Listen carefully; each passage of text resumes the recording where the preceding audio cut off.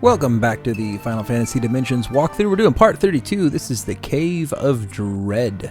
So this is one of those badass dungeons that I was telling you about. Make sure you have grinded up and gotten everything out of Aul, if you are Aule, however you pronounce it, before you go to this dungeon. And the reason is because this dungeon's got some scary shit. I'm not even gonna sugarcoat it. This is a messed up dungeon.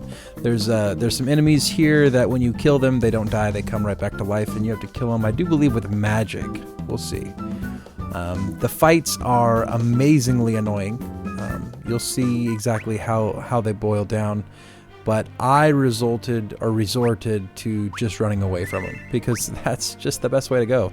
If you've grinded up properly, you don't need these fights for the experience points or the money. You should be all set anyways from fighting outside. These fights, if you want to level up on them, they just take so long to complete because everything has to be killed with magic that it just doesn't make sense.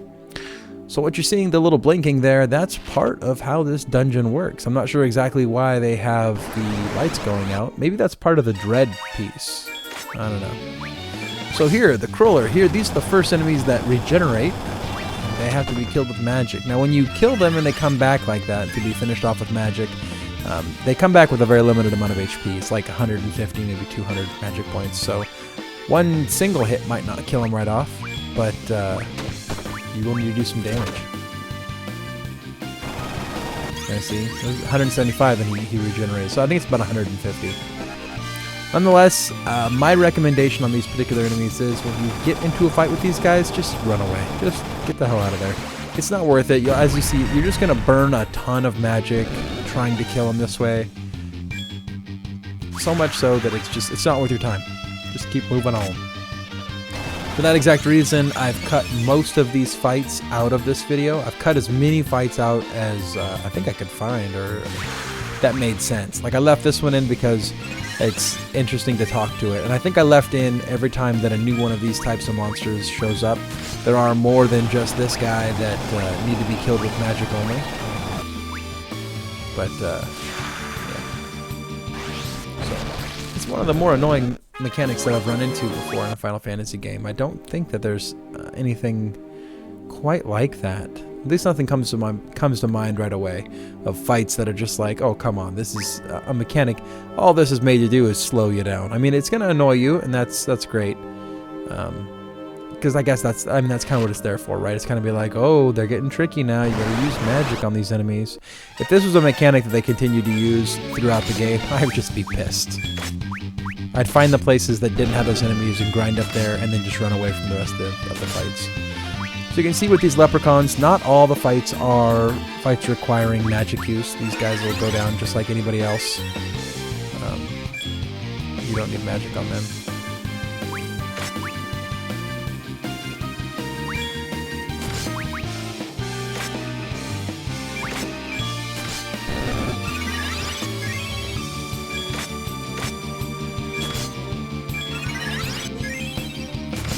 And of course here I chose the Summoner with Black Magic over the Black Mage. It'd probably be a little better in this case to have the Black Mage. I don't know, maybe you prefer the Summoner. If I was going for efficiency and magic usage, I would go with the Black Mage over the Summoner. Black Mages seem to be a little bit more efficient with magic. The MP pool lasts a little bit longer with the Black Mage. So this is the first dungeon of this particular set with Noct that you may run out of magic here. You gotta be careful about it. The save spots, if I remember right, there's a couple where I got a little bit low. The next dungeon, the one with the summon for this section, you can get really low. And the issue there is that the dungeon's actually kind of confusing in how it's laid out. Of course, I edited it so it looks very straightforward and I just run right through it, I do believe. But I did get lost. I got lost like a SOB in that dungeon, and I think I ended up recording like an hour, and it edited down to like 15-20 minutes, something like that. So it was a lot longer than it took a lot longer than it looked like.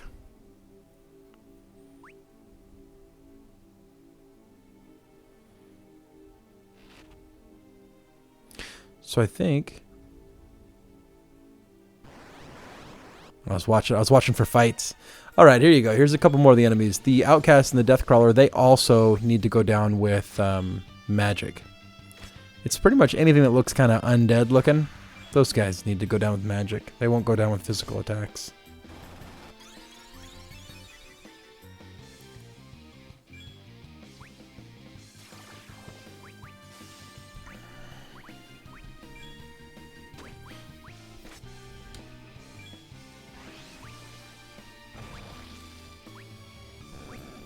Ooh, 89. So you can see they're even a little bit resistant to different spells. So not only do you have to hit them with magic to kill them, but you gotta hit them with something really hard or else they come right back. Just sucks. Just sucks all around. It's just best to just run away from all these fights. I would just recommend when you walk into this dungeon, from the moment you walk in, just start running away. Run away from everything, just get in the habit of it all the way through until you get to the other side. And the next dungeon, the next couple dungeons don't have enemies like this. And I really hope that I don't see enemies like this for the rest of the game. But I don't know. I don't know what's going to happen because I still haven't beaten this game.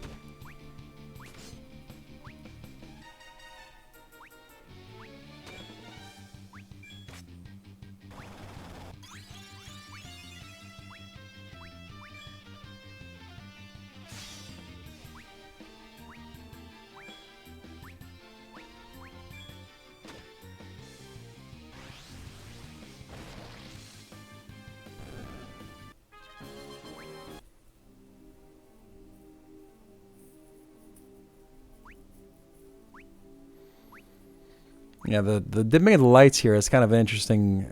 I know they're doing it kind of like how they used lightning with the cave that had Rama in it and things like that. Even though this isn't the summoner cave, this is just a regular cave that you have to go through to complete the game. I'm missing something here too with these little stones. As you pick them up, you pick up little pebbles everywhere you go, and I'm not sure what they're used for. I'm sure someone's going to chime in the comments and go, well, stupid, they're used for blacksmithing, and why aren't you doing that, or something like that. But I haven't run into it yet. Whatever it is, I'm not using it at the moment. Things like that, though, I tend to hang on to them, save them. So we got a mini boss up to the top there. I think there's a save spot in that cave that I walked by. And hopefully I equip that sword, because it looks like that's a better sword than what I have, too.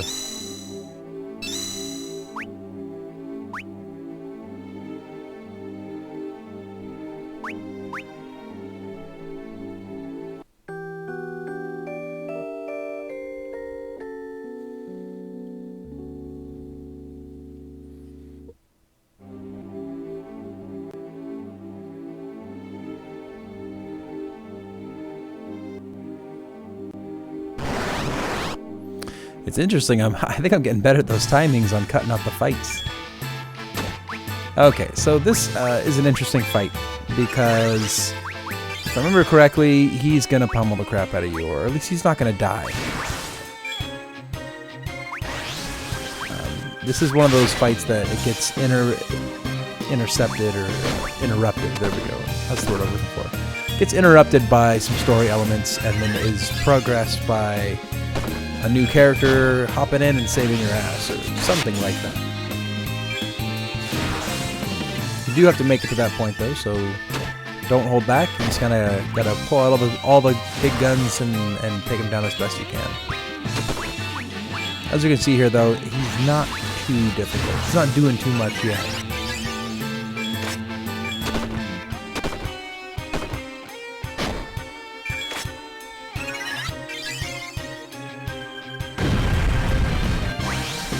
So there you go. First big hit right there. He hits you quick.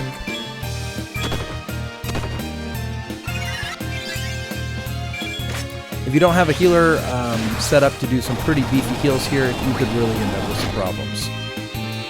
This particular enemy regenerates and cannot be killed by either magic or attacks. We'll see that here in a second.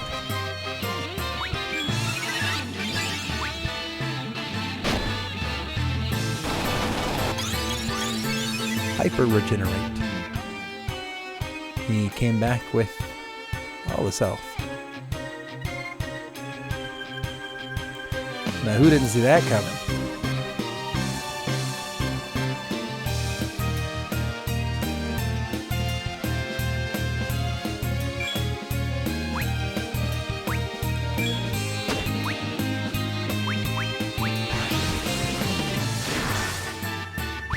Oh, that's not bueno. Confusing my white mage like that.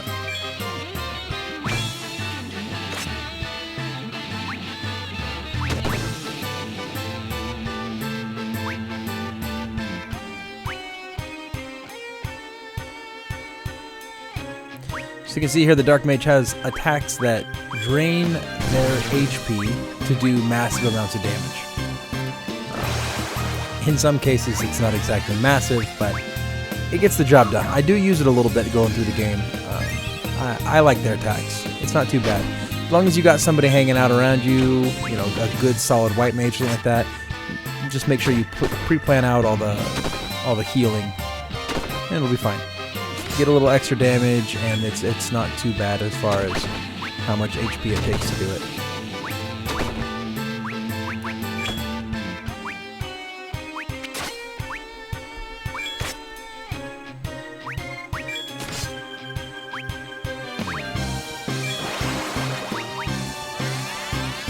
So if you ever have your white mage confused, don't do what I do, because what I just did was not good. I let him sit way too long in confused status. I should have either tried to use an item to cure it or gave the white mage a thwack with one of my characters.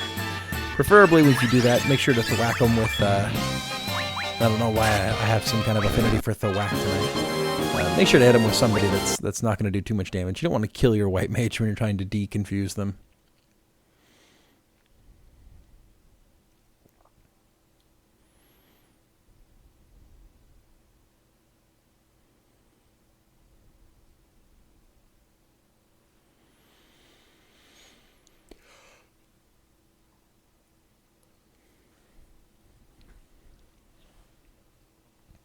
So yet another moment here in the game that I felt really could have used some music. It was almost as if there was these moments like this where there was a track that could have been perfectly put in all these places, and just wasn't written.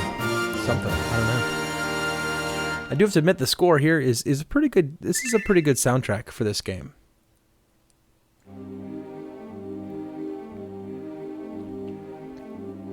I've been listening to a lot of Final Fantasy soundtracks recently, just because I listen to a lot of different things, music-wise, a lot of popular music and such, and when I'm at work, man, you get bored listening to one thing or another, and so I'll go back and forth. Sometimes I listen to podcasts, sometimes I listen to just whatever's new out there. Sometimes I listen to soundtracks to games, though, and it's really interesting, and it's specifically I listen to like Square Enix soundtracks, and the reason I do that is because it's symphonic music, which I do listen to a lot of symphony music as well, a lot of like classical type music, just like that diversity. But I find the Final Fantasy soundtracks are it's like one piece nostalgia and one piece symphony classical music. So it's kind of it's interesting, almost relaxing thing. Gets me to zone out for a little bit. But I'm finding that I like certain soundtracks better than others, and while I like Final Fantasy VII quite a bit as a game, it's one of my favorite Final Fantasy games, I've found that I really don't like the soundtrack of that game. There's a lot of the tracks come off very annoying, and it was almost as if they were trying to do like this weird arcade throwback. A lot of the instruments and sounds they use in the game for the soundtrack, they sound dated. It's almost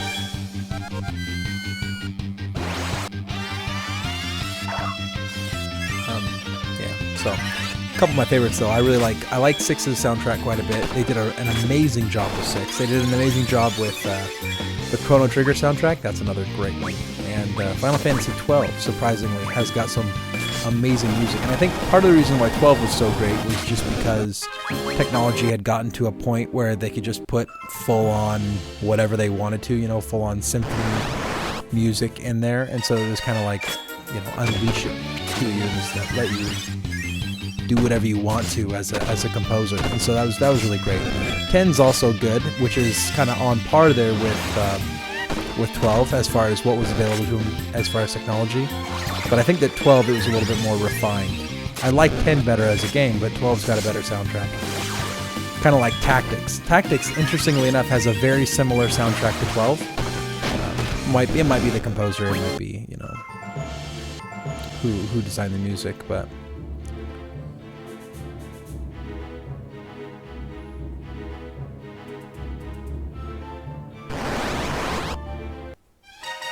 But yeah, this soundtrack though, I'd say this soundtrack actually ranks up there with like the Super Nintendo Final Fantasies. I think 4 was a little bit immature. Like it felt, maybe that's the case with 10 and 12. Maybe 10's a little bit less mature with the technology that they had available. It kind of feels like the way between 4 and 6 as well, where 4 kind of seems a little less refined. 6, there's a lot of depth to the soundtrack. There's a lot of different types of tracks, and it just feels like there's a lot more emotion as well that went into all those tracks.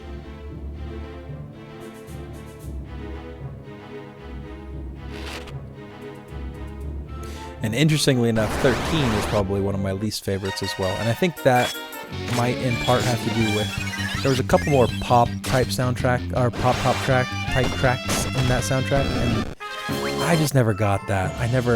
That doesn't appeal to me when they have like vocals and stuff in there. Especially because especially with vocals. If they have vocals in it, oftentimes they're Japanese, and I'm not amazingly into that. I get it. I mean, these games are Japanese games, but I don't know.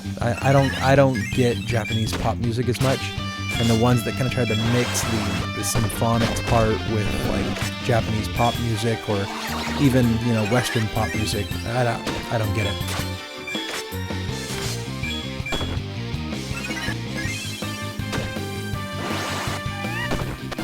There was a couple tracks on the Dissidia soundtrack that was the same. The games on the PSP, which were good games, by the way. Very much different. They're fighting games. They're not RPGs, but yeah.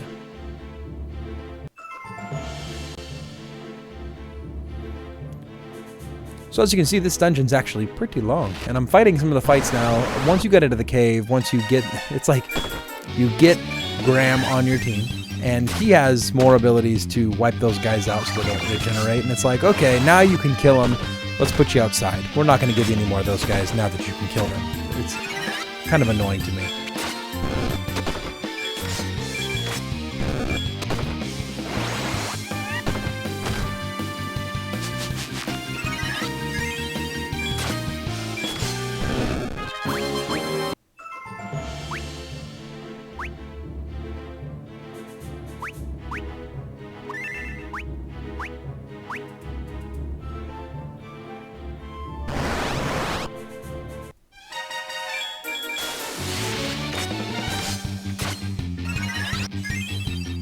I'd never thought about it too, and I'm just sitting here thinking about soundtracks as I'm watching this now.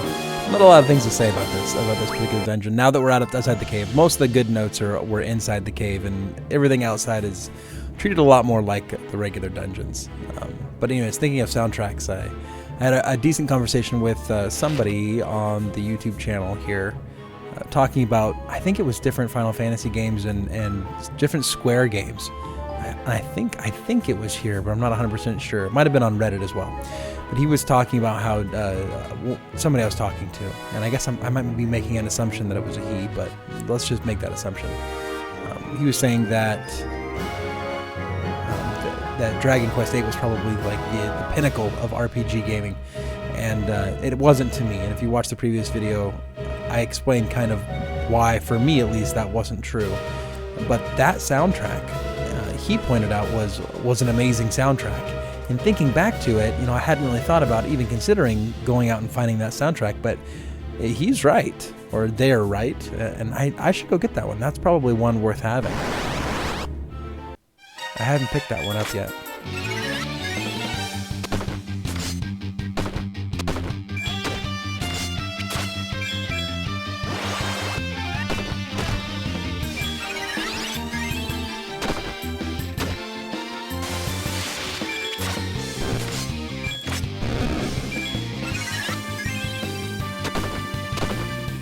So at this point in the game too, the game's starting to actually show a little bit more of its mobile heritage. There's a few more recolors in this game that you would see than you would see in a lot of the other Final Fantasies. And most Final Fantasies do have enemies that duplicate the character models or the enemy models, and then they just recolor them. This one seems a little bit heavier on that one. It's probably they were trying to at least lower the amount of resources they had to use towards creating enemy graphics. It is kind of interesting. They definitely have reused a lot of things. This game borrows heavily from other Final Fantasies with their models and such. That, for instance, the Ruka, that's very similar to the Rock from Final Fantasy IV.